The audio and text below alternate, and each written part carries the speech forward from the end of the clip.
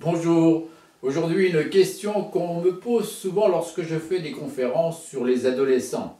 Alors, je parle bien évidemment du moment où l'enfant rentre dans l'adolescence, quels sont les signes qui permettent de savoir lorsqu'il rentre dans l'adolescence, mais beaucoup de parents me posent à la fin de la conférence la question, mais quand sort-il de l'adolescence véritablement? Parce que c'est souvent une période un petit peu compliquée à vivre, on le sait quand on est parent d'adolescent. Alors, quels sont les signes qui permettent de savoir qu'un adolescent, ben voilà, tout ça se termine.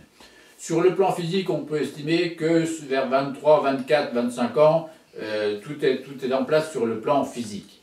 Sur le plan psychique, c'est un petit peu plus compliqué. Alors, sur le plan matériel aussi, on peut définir que à partir du moment où l'adolescent travaille, qu'il a une vie professionnelle, qu'il s'assume financièrement de façon indépendante, il est sorti de l'adolescence. Donc, à partir du moment où il a trouvé un travail schématiquement. Et c'est d'ailleurs pour ça, le fait de rentrer dans la vie professionnelle qui marque la sortie de l'adolescence, c'est pour ça qu'on parlait beaucoup moins d'adolescence au 19e siècle ou jusqu'au milieu du 20e siècle, parce que les enfants rentraient très tôt dans la vie professionnelle, donc ils n'avaient pas d'adolescence en quelque sorte, donc on n'en parlait pas.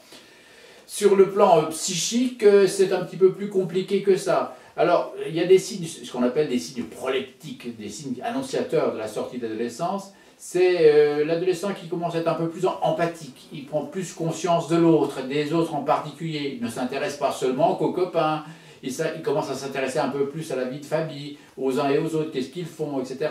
Tout n'est pas centré sur lui comme c'était le cas antérieurement. Sur le plan aussi des sautes d'humeur, alors autant au départ ça peut être très compliqué, on a des sautes d'humeur comme ça qui prennent des variations et des amplitudes très importantes.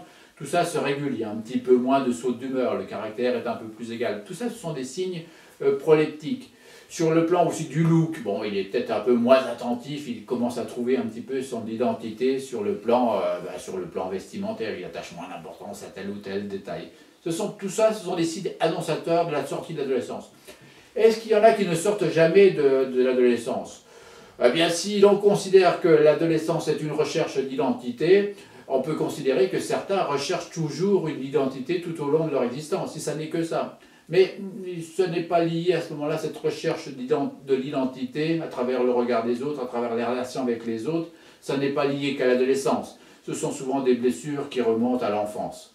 Alors, voilà quels sont les signes. Si je peux rassurer quelques parents qui sont en plein dans leur conflit, dans leur relation un petit peu compliquée avec leur adolescence, si je peux les rassurer en leur donnant quelques petits signes, comme ça, repérez là, ils arrivent ici ou là, eh bien, tout ça se terminera globalement bien, avec des petits heurts ici et là, mais au final, tout ça sera positif pour les uns et pour les autres. Allez, on se retrouve une autre fois pour d'autres chroniques. Au revoir.